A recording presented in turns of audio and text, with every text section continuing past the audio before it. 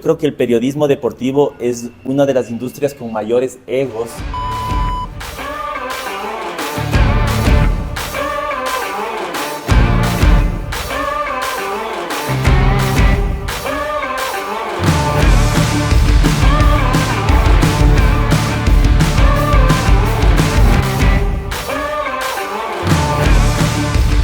Yo era director de medios de una de las agencias director digital de una de las agencias más grandes del Ecuador, que era Rivas y Herrera. También fui director digital de Wunderman. Entonces en el mercado yo veía que habían muchos medios de fútbol, pero que realmente no eran la voz del hincha, ¿sí? O sea, que siempre estaban sesgados por una cuestión de que tienen compromisos con los equipos. Habían en esa época, no sé cómo estará ahora, pero que además eran tradicionales. O sea, era una época en la que se estabas mutando hacia el digital y lo único que hicieron es agarrar el periódico y ponerlo en una web. Entonces dije, aquí hay una oportunidad, además que me encanta el fútbol, y yo hice la maestría en el IDE y mi tesis era el futbolero. Entonces ahí creé el futbolero como al comienzo como algo que realmente iba a ser como un hobby, pero luego se fue dando y creció.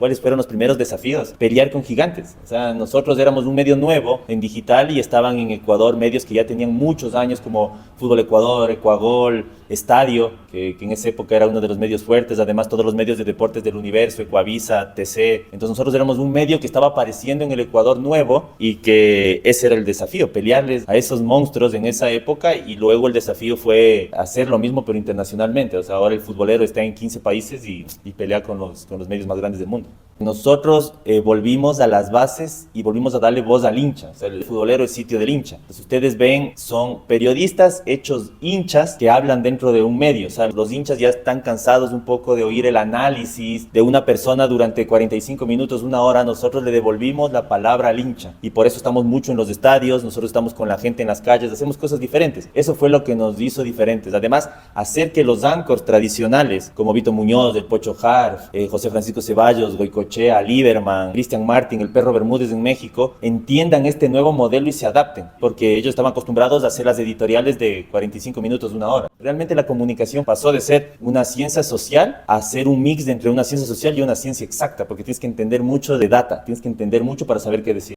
Yo veo que muchos medios van a desaparecer porque se han adaptado a un nuevo modelo y no están entendiendo. Entonces, ¿qué pasa? Yo creo que el periodismo deportivo es una de las industrias con mayores egos de todo el mercado. Si tú te das cuenta y analizas, el futbolero puede ser uno de los pocos medios o el único medio deportivo en donde el dueño del medio no sale. En especial en la mayoría de las radios, el dueño de la radio es la principal figura del medio. Entonces, ¿qué pasa con eso? Nunca vas a hacer que surjan los mejores. Entonces, eso es lo que está pasando en el periodismo deportivo. Y otra cosa importante, vienen jóvenes que tienen su propio canal, que vienen fuerte, pero es difícil mantener. Entonces, ¿qué va a pasar? Van a llegar ellos hacia un límite si no se pueden adaptar a crear una estructura, porque tú solo no puedes hacer nada. El momento más gratificante fue cuando cubrimos el Mundial del 2022, yo creo. Ahí llegamos a tener cerca de 260 millones de visitas mensual en toda la región y solo nos pasa ESPN en esa cantidad de visitas. Tengo dos personas que me marcaron mucho en la parte profesional. Uno fue mi primer jefe que se llama Gabriel Hidalgo, que él me enseñó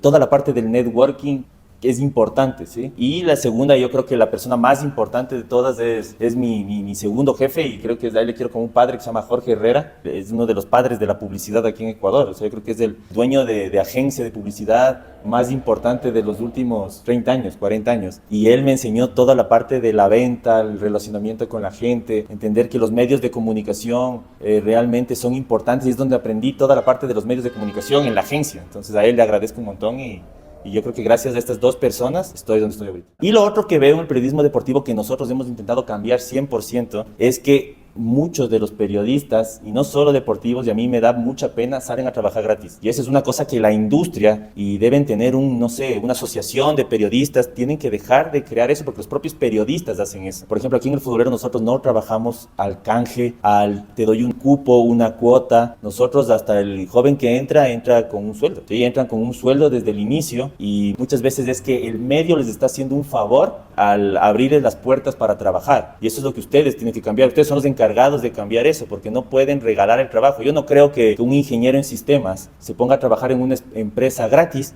para ganar experiencia, porque así es la industria. Entonces ustedes han normalizado eso de que tienen que trabajar gratuito para ganar experiencia, hacerse dar un nombre y luego ya poder ganar lo que lo que ganan los periodistas grandes, pero eso es lo que yo creo que la industria debe cambiar, y el periodismo deportivo yo creo que tiene que llegar a eso. ¿Qué consejo le podría dar a mi yo del pasado? Cometí un montón de errores que eso le aconsejaría que no cometa. Por ejemplo, seleccionando a gente que capaz no tenía que seleccionar, confiando en gente que le levantamos cuando estaba en la basura, le hicimos famoso y luego te da un golpe en la espalda, ¿sí? O sea, capaz decía, de este tipo no confíes, o de este sí. Y hay gente que realmente muchas veces no confiaba y fue gente muy valiosa y que capaz no le dediqué el tiempo o los recursos suficientes para mantener a esa persona. Entonces, entender un poco más el mercado, la industria, que hay personas que te van a dar en la espalda. Devolverle más que nada el poder al hincha. Así que el hincha tenga una ventana en donde puede decir lo que siente, porque hay mucha corrupción alrededor del fútbol también, ¿no? Hay muchísimas. El fútbol yo creo que puede ser una de las industrias más corruptas del planeta. Qatar, ¿por qué ganó la sede de la Copa del Mundo? ¿Por qué México, Estados Unidos, Canadá? O sea, el Qatar no tenía ni liga profesional, creo, en esa época, no tenía ni estadios. ¿Cómo puedes ganar? Hay muchas cosas atrás, y por eso los medios de comunicación son parte de esa corrupción. Yo me acuerdo con un periodista, uno de una radio acá, cuando éramos recién pequeñitos. Hay una radio que es una radio de aquí que es más o menos famosa, pero igual sigue siendo enana. Entonces fuimos donde este periodista porque queríamos hacer una alianza para que nosotros les promocionábamos en nuestra web y que ellos nos promocionen en la radio. Y lo estábamos empezando a hacer. ¿Qué año te diré esto? 2020, cuando todavía no era tan grande el futbolero.